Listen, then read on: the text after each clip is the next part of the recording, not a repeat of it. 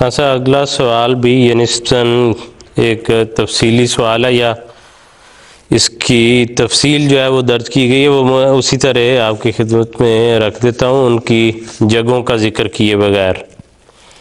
انہوں نے یہ لکھا ہے کہ بیوی نے بچوں کو ساتھ لیا اور بغیر خاوند کو بتائے اپنے کسی رشتہ دار کے گھر چلی گئیں،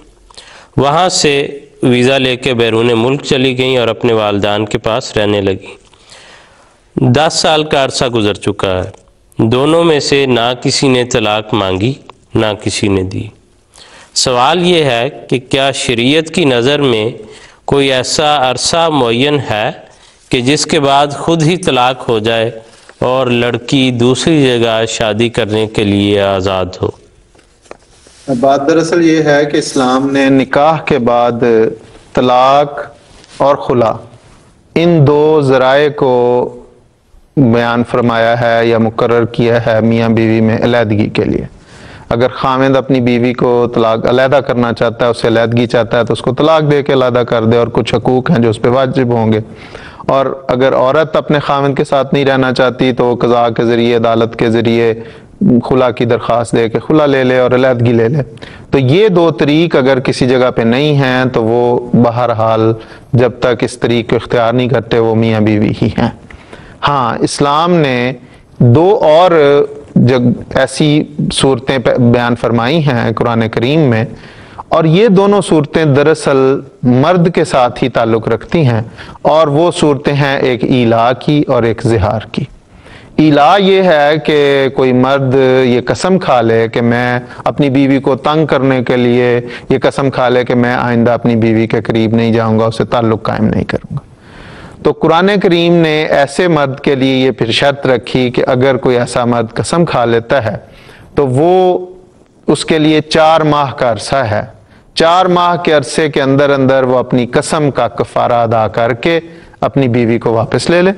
وگرنہ 4 ماہ کے بعد عورت کو یہ اختیار ہے کہ وہ فسخ نکاح کروا لے۔ یا اور اسی طرح جو دوسرا ہے زہار، جو دراصل ایک پرانا عرب دستور تھا یا ایک بد رسم تھی، جس میں وہ بیوی کو تنگ کرنے کے لیے خاوند یہ کہہ دیتا تھا کہ انت علیہ کا زہر امی، کہ تو میرے لیے ایسے ہی ہے جس طرح میری ماں۔ اور اس میں اسلام نے کوئی عرصہ مقرر نہیں کیا، لیکن اس میں سزا مقرر کر دی ہے کہ اگر خاوند اس قسم کا فکرہ کہنے کے بعد اپنی بیوی کے پاس آنا چاہتا ہے تو اس کو پھر وہ کفارہ ادا کرنا پڑے گا، وہ سزا بھگتنی پڑے گی، اس کے بعد وہ آ سکتا ہے۔ وگرنہ ایسی عورت کو یہ اختیار ہے کہ وہ جو ہی یہ خاوند کہے اس کے جب چاہے عدالت سے، قاضی سے، جو بھی حاکم وقت ہے اس کے ذریعے علیحدگی لے سکتی ہے۔ یہ خاص طور پہ جو زہار والی صورت ہے، اس کے متعلق حدیث میں بھی ذکر ملتا ہے کہ حضرت اوس بن صامت ایک بزرگ عمر رسیدہ صحابی تھے، تو وہ بڑی عمر میں چڑچڑی طبیعت ہو گئی، اس میں انہوں نے کسی وقت غصے میں آ کے اپنی بیوی، جو ان کی بیوی کا نام تھا خولہ بنت ثعلبہ، ان کو یہ فکرہ کہہ دیا، اور پھر اس کے بعد جب غصہ ٹھنڈا ہوا تو وہ واپس آئے تو ان کی بیوی نے کہا کہ نہیں، میں تو جب تک یہ معاملہ حضور صلی اللہ علیہ وسلم کی خدمت میں پیش نہیں کر لیتی، جب تک حضور اس کے متعلق وضاحت نہیں فرمائیں گے، اس وقت تک اب میں بے شک تم نے عرب کی بد رسم کے تحت مجھے کہا، میں اس وقت تک تمہیں اجازت نہیں دیتی اپنے قرب کی۔ چنانچہ یہ بھی ایک رسول سے محبت اور اس کی ایک اطاعت ہے۔ ابھی پچھلے پروگرام میں ہم بات کر رہے تھے، تو اس میں اگر دیکھیں تو اس پہ وہ حضور صلی اللہ علیہ وسلم کی خدمت میں حاضر ہوئیں، اور حضور صلی اللہ علیہ وسلم نے حسب عادت اس پہ خاموشی اختیار فرمائی، اور حدیث میں آتا ہے کہ پھر اس کے بعد اللہ تعالیٰ کے یہ احکامات نازل ہوئے،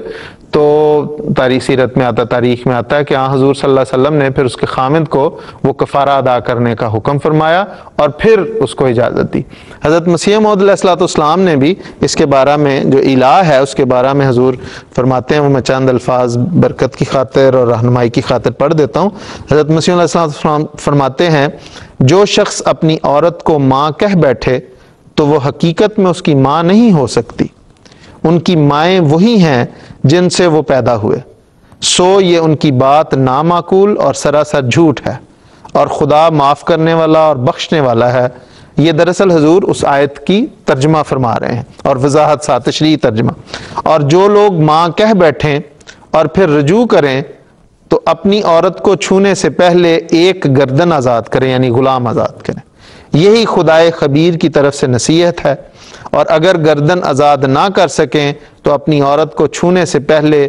2 مہینے کے روزے رکھیں، اور اگر روزے نہ رکھ سکیں تو 60 مسکینوں کو کھانا کھلاویں. یہ آریہ دھرم میں حضرت صاحب نے فرمایا. تو یہ ایک کفارہ ہے جو اس کو ادا کرنا پڑتا ہے. اس کے بغیر، اس کے علاوہ اور کوئی ایسی صورت نہیں ہے کہ میاں بیوی ایک عرصے سے الگ الگ رہ رہے ہیں اور نہ بیوی نے فسخ کے لیے یا خلا کے لیے اپلائی کیا ہے، نہ خاوند نے طلاق دی ہے، تو وہ میاں بیوی ہی